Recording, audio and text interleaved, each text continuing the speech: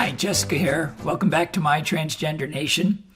Today I thought I would do a short video about a little bit more in depth about how I knew I was trans. I did do a whole series basically going through my whole history, and I did talk a lot about it there, but I want to go a little bit deeper. I've gotten a lot of emails from both sides of the house, if you will. Some saying that I'm just a man and I should not pretend to be female, which I'm definitely not. But and then a lot of others asking questions. Well, how did you know? And when did you know? So it's kind of hard to describe that. So I thought I would just go a little deeper in with that and see where we go with this. All right. So here we are. As I said in my series about just telling my story, I knew from a very early age, like 4 or 5, that I was different. I wanted everything female when I was that age. And basically, I was shut down by my parents. My dad, being a single child Navy man, was not going to have his son playing with dolls or asking for dresses or anything like that. And when it was brought up, I got myself into a lot of trouble. So any of those feelings I had to suppress to the outside world very early on.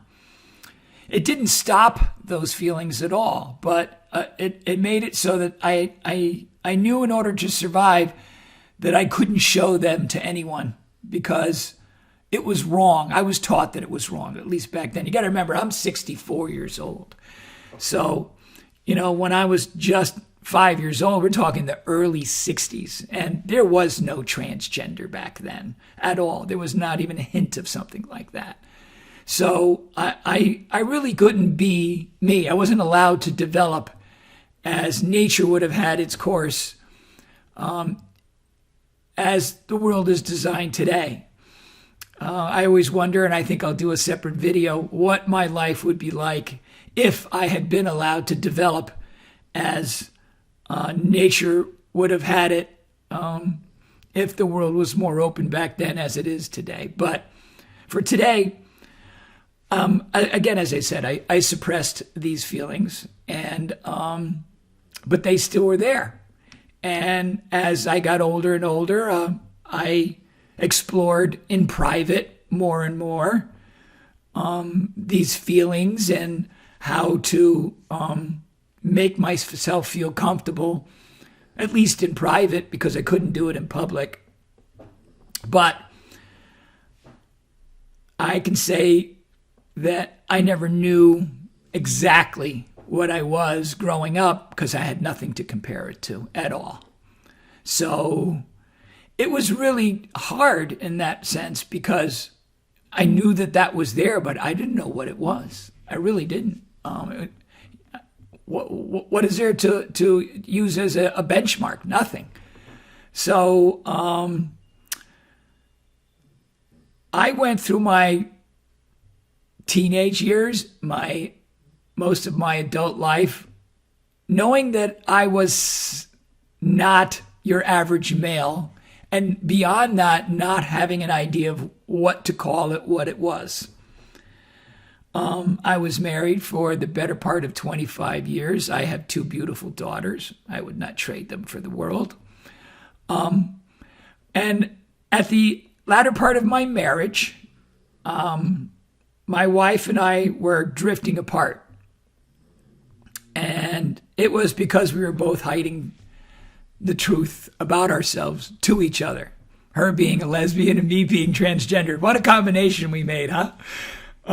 So after we got divorced, and I went through like another 2 years of dating women. But I will tell you, as soon as we got divorced, I went out and again acquired wigs and makeup and clothing and whatnot. I mean, like instantly. And those 2 years I dated as a male, women, of course, because that's what I'm attracted to. And then I'd come home and I'd dress up and I'd feel as normal as I could.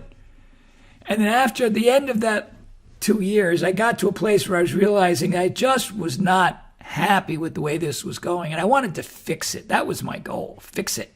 Make it go away. So I really wanted to understand what it was. And at this point now, we had Bruce Jenner out there and his transition, and there was books, there was things to read and learn about that were a lot more open and made it so I could explore what it was that was going on with me. So the first thing I did was I got a Kindle book, and I read the Kindle book. And when I got done reading that Kindle book, I said, oh my God, I know what I am. And up to that moment, I honestly did not know. So I know I'm not a reader at all. I'm just not a big reader. I read technical things for work all the time. So off hours, I kind of shy away from books. Now and again, something get me excited and I'll read. But for the most part, I'm just not a big reader. But I read this book in probably 3 days, and I got another one just to be sure. And I read that book again in probably another 3-4 days. And after those 2 books, I'm like, oh my God, I'm transgender. I got to do something about this. This is not good.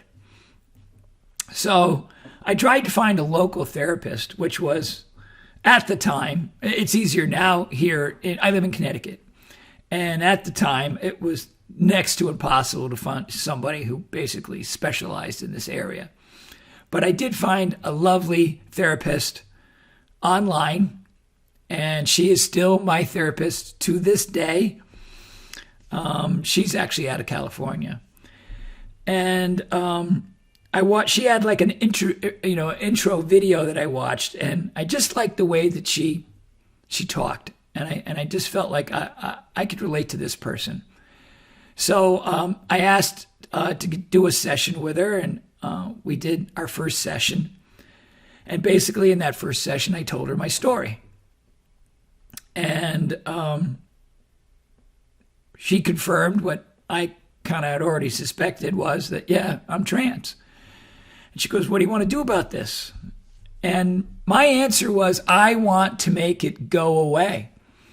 I wanted to be able to live my life. I felt like at this point it was consuming me, and that I didn't have a true identity anymore that I felt comfortable with. And I was totally unhappy, and told her how miserable I had been, and the journey I had gone down and the struggles I had gone through pretty much all along the way. And she goes, well, we can't make it go away. I can help you so that you can continue to suppress it as you have your whole life, and you can make that work as best you can, but it's never going to go away. It is who you are. She goes, you do have another option. And she described to me how this 6-foot tall, bald, 230-pound man could transform into a woman. And I was skeptical, but she goes, no, you could do it. She goes, and, just what I've learned from you in this short period of time, I believe that if you put your mind to it, that you'll do it, and do it very, very well. So I embraced it. That's how I knew I was trans. That's where it came from. This is not something that is a choice. I didn't choose to be trans. I wouldn't wish this on anyone. No one would want this.